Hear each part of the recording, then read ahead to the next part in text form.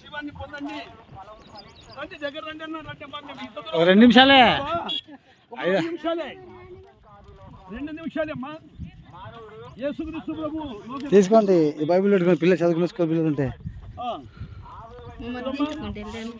Bible తీసుకోండి, చదవండి, నిత్య జీవాన్ని పొందండి. ఇద్దమ్మని తీసుకో. ఇట్లా రామ్మ, భయపడద్దు. ఎందుకు భయపడతావు? దేవుడు నమ్మదగిన వాడు, లోకానికి రక్షకుడు. రామబుజ్జి తీసుకోండి, తీసుకోండి అమ్మా. కొన్ని మాటలని చెప్పాలని వచ్చాము. మీరందరూ ఇట్లా దగ్గర వస్తే ఇట్లా ఒకసారి ఒక చోట రండి. కొన్ని మాటలే చెప్తాం, చాలా మాటలు చెప్పాం. ఎందుకంటే యేసుక్రీస్తు ప్రభు ఈ భూమి మీద వచ్చాడు. ఆయన ఇలాగే మనుషులందరూ చేసిన ప్రతి పాపానికి ఆయన యేసుక్రీస్తు ప్రభు మూల్యం చెల్లించాడు, రక్తం చిందించాడు. మనిషి స్వభావికంగా చేస్తున్నాడు.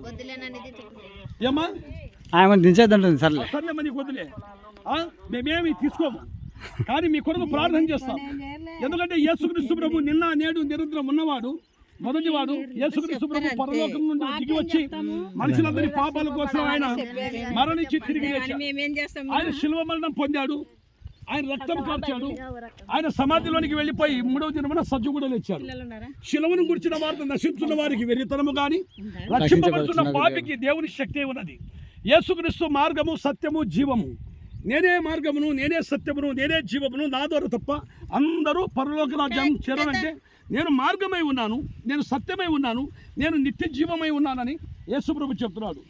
చూడండి, లోకంలో పుట్టిన ప్రతి మనిషి అమ్మ నాన్న ప్రేమ తెలుసు, మరి తోబుట్టుల ప్రేమ తెలుసు, బంధువుల ప్రేమ తెలుసు, స్నేహితుల ప్రేమ తెలుసు, ఇరుగు పొరుగు వారి ప్రేమ తెలుసు, భర్త ప్రేమ భార్యకు తెలుసు, భార్య ప్రేమ భర్తకు తెలుసు. కానీ ఈ ప్రేమలు శాశ్వతంగా ఉంటాయా? ఏదో రగులుతూనే ఉంటుంది, రగిలి చిరిగి ఏమవుతుంది?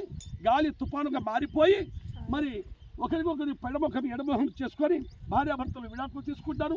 తల్లిదండ్రికి పిల్లలు డబ్బుల కోసం చంపేస్తారు. ఆ తర్వాత భార్యాభర్తలు ఒకరికొకరు ద్వేషించుకొని వెళ్ళిపోతారు. ఆ ప్రేమలు శాశ్వతం కాదు. కానీ నా క్రీస్తు యేసు ప్రేమ పరలోకం నుండి దిగొచ్చిన ప్రేమ, నీ పాపముల కొరకు ప్రాణం పెట్టిన ప్రేమ, నిన్ను రక్తం చేత శుద్ధీకరించిన ప్రేమ. అటువంటి ప్రేమ మీరు పొందుకుంటే నిత్య జీవంలో వెళ్తారని దేవుడి వాక్యం సెలవిస్తుంది. మరి యేసుక్రీస్తు ప్రభువును నమ్మండి. యేసుక్రీస్తు ప్రభు మన కొరకు, మన పాపముల కొరకు మరణించి తిరిగి లేచాడు కనుక యేసునందు నిత్య జీవం ఉంది కనుక అటువంటి యేసుక్రీస్తు ప్రేమ గొప్ప ప్రేమ. యేసు కలవరి శిలువలో మరణించి ఆకాశం వేలాడి ఆయన సమాధిలోనికి వెళ్ళిపోయి తిరిగి 3వ దినం సజీవుడిగా లేచాడు.